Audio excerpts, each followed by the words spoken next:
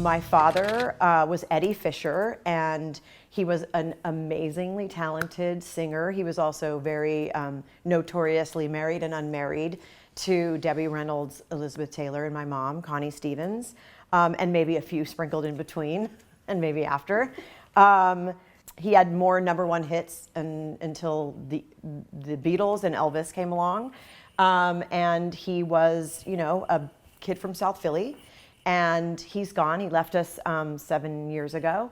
And my mom, of course, Connie Stevens, was, I say 60s sex kitten, but she was so much more than that. She was, you know, led with such beauty and light and radiance, and was a Warner Brothers contract player. She did movies and records and films, and then went on to have her own. She's a beauty mogul, she likes to say. I like to say it too. Way ahead of her time. Way ahead of her time. I write about that too. It was when Home Shopping Network and QVC and that kind of thing were sort of in the beginning stages. So she has a beautiful skincare line and still selling. Mm-hmm.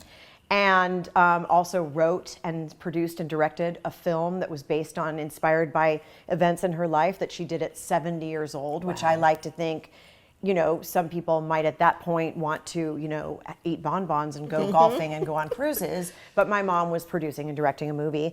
My sister Trisha Lee and I are of that coupling, Connie and Eddie. Carrie Fisher and Todd Fisher were from Debbie Reynolds as their mom.